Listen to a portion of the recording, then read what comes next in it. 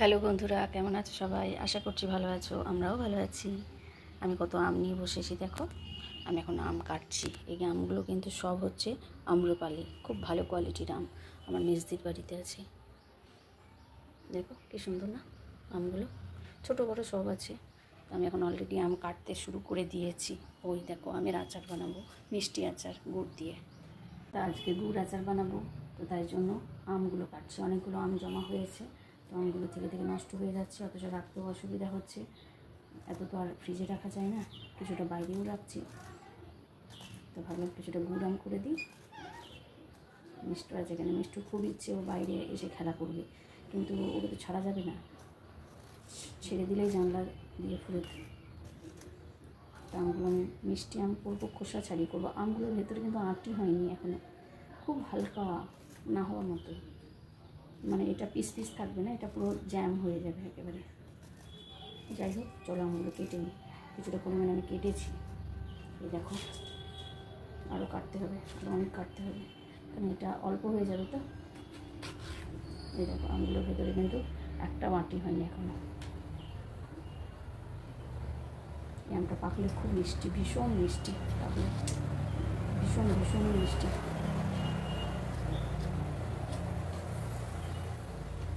তাড়াতাড়ি কাটতে হবে, অনেকগুলো আছে। একটু কেটে তারপর জলে ভালো করে ধুয়ে শুকাতে।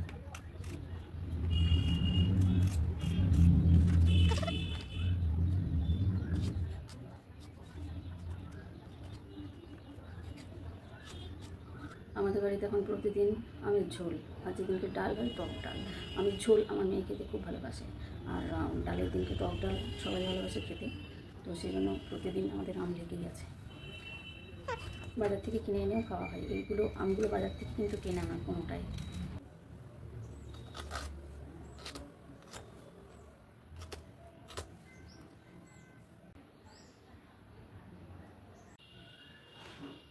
আর কাটবো না, এটাই লাস্ট হয়ে গেল। অনেকগুলো হয়েছে। এবার এগুলোকে ভালো করে ধুয়ে রোদে দিয়ে দেবো। যদিও রোদ খুব একটা জোরালো না কয়েকদিন থেকে, তাহলেও রোদে দিয়ে দেবো, গায়ের ময়েশ্চারটা শুকিয়ে যাবে। তো চলো যাই, এগুলো এবার ভালো করে ধুয়ে ছাদে দিয়ে আসি। ধুয়ে ভালো করে রোদে দিয়ে দিলাম। রোদটা যদিও খুব জোরালো না, তাহলেও যেটুকু জল আছে সেটুকু শুকিয়ে যাবে। ফ্যানের হাওয়ায় দিলাম না। এবার ভাজা মশলাটা করে নিই চলো। এটা হচ্ছে 5 ফোড়ন।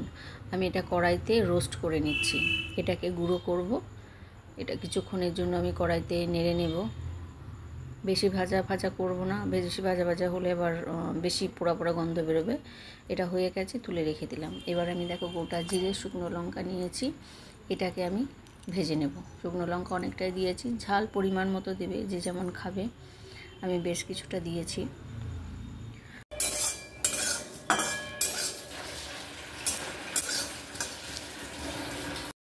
মশলাটা আমার ভাজা হয়ে গেছে। এবার এটাকে কড়াই থেকে নামিয়ে ঠান্ডা হতে দেবো কিছুক্ষণের জন্য।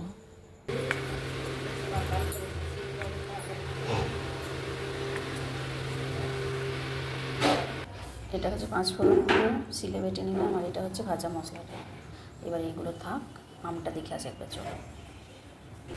আমগুলো একবার ওলট পালট করতে এলাম, একটু এদিক ওদিক করে দিই। ওপর নিচ যেটুকু জল আছে সেটুকু শুকিয়ে যাবে। রোদটা তো জোর নেই না, একদমই রোদটা জোরালো না আজকে। নিচেরগুলো এখনও ভেজা ভেজা।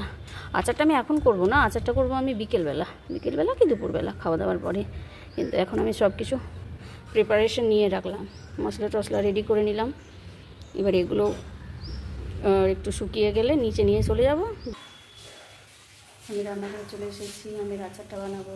আসলে আমি সব দেখে কী কী নিয়েছি। এটা 5 ফোড়ন ভেজে গুঁড়ো করা, এটা ভাজা মশলাটা যেটাতে আছে তোমাদেরকে বলেছি, জিরে মৌরি শুকনো লঙ্কা, আর এটা গুড়। তো চলো এবার কড়াইটা বসাই। কড়াইটা একটু গরম হোক, তারপর তেল দেব। কড়াই গরম হয়ে গেছে একদম। একটুখানি 5 ফোড়ন দেব, একটু অ্যারোমাটা বেরিয়ে যায়, তারপর আমটা দেবো। আমগুলো দিয়ে দিই এবার।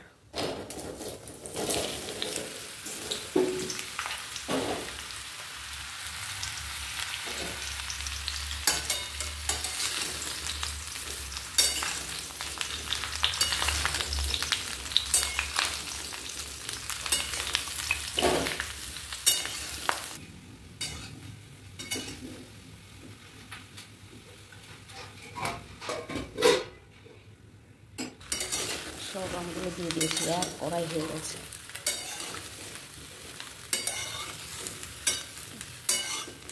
একটু লবণ দেব পরিমাণ মতো, বেশি না, অল্প অল্প একটু লবণ দেব, সামান্য, জাস্ট টেস্টটা ব্যালেন্স করার জন্য।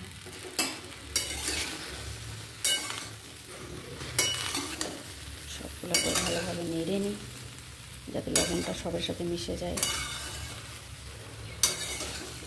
এটা জ্যাম হয়ে যাবে, আচার হবে না, কেন কি আমগুলো সবই তো নরম না। পিস পিস থাকলে সেটা অবশ্যই আচার, একদম ম্যাশ হয়ে গেলে সেটা কি আচার থাকে, ওটা জ্যাম। চলো আরেকবার ঢাকা দিয়ে দেবো।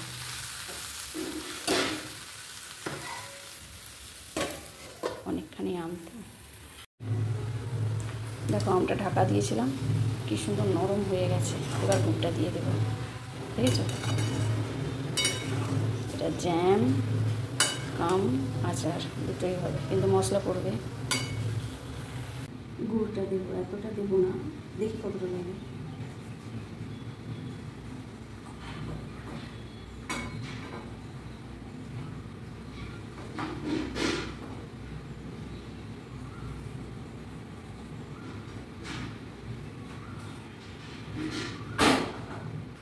আমগুলো যেহেতু টক, তো মিষ্টির পরিমাণটা একটু বেশিই দিতে হবে, কেন কি আমটাও অনেকটাই আছে, ব্যালেন্স হবে না টেস্টটা।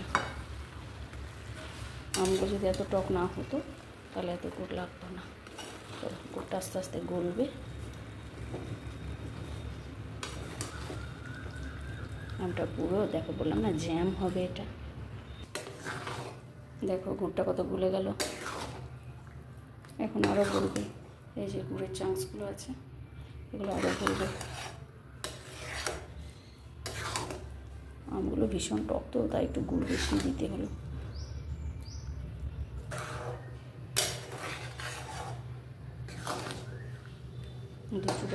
কালারটাও কি দারুণ হয়েছে না? আর 5 মিনিট পর মশলা দিয়ে দেবো।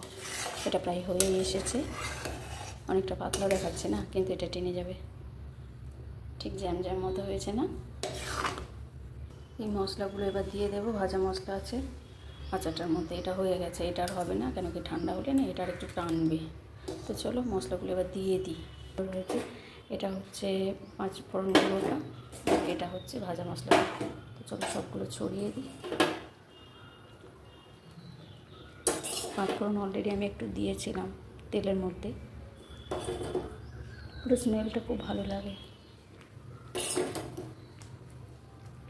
এটা 5 ফোড়ন আর ভাজা মশলাটা দিয়ে দিই।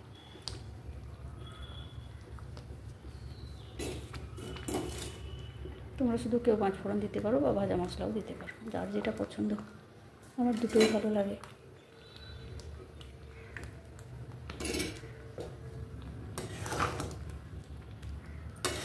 এবার ভালোভাবে নেড়ে দিই, ব্যাস গ্যাস বন্ধ করে দেবো। এরপর যখন এটা ঠান্ডা হবে, এখন এটা আর কিছু করবো না, যখন ঠান্ডা হবে তখন এটা জারে ভরবো। তৈরি হয়ে গেল আমার আচার কাম জ্যাম। মানে এটা জ্যাম হিসেবেও ব্যবহার করা যাবে, পাতলা পাতলা আছে, আর আচার হিসেবে তো করাই যাবে। একসাথে দুরকম জিনিস আমি বানালাম, আচার আর জ্যাম। তো চলো বন্ধুরা, তাহলে এখনকার মতো রাখি। এটা যখন জারে ভরবো আবার তোমাদের সঙ্গে দেখা হবে পরে। এখনকার মতো টাটা। আমের আচারটা আমি এখন রাখবো, তো তোমাদেরকে তার আগে দেখাই যে কেমন হয়েছে আচারটা, মানে জ্যাম প্লাস আচার। এই দেখো, মনে হচ্ছে না জ্যাম? দেখো কত পাতলা রেখেছিলাম। চলো আমি দুটো কাচের জার নিয়েছি, এই একটা আর এটা একটা। আগে এটাতে ভরি কতটা হচ্ছে দেখি, তারপরে এটাতে রাখবো।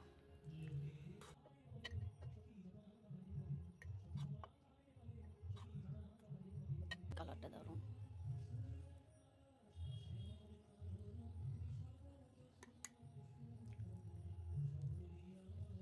এটা হয়ে গেছে, এটা থাক, এটাতে ভরবো।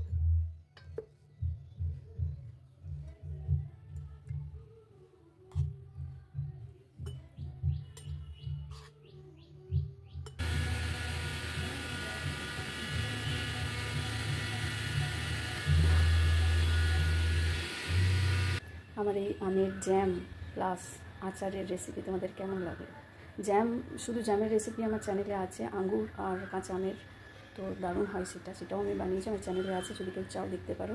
আর এটা আমি একসাথে দুরকম বানালাম, দুরকমভাবেই খাওয়া যাবে, তো যদি চাও এরকমভাবে কেউ বানিয়ে দেখতে পারো, ভীষণ ভালো লাগবে, টেস্টি হবে জিনিসটা। তো আমার এই রেসিপি যদি ভালো লেগে থাকে প্লিজ একটা লাইক করে দিয়ে, সবাই ভালো থেকে সুস্থ থেকে আবার দেখা হবে পরের ভিডিওতে। টাটা।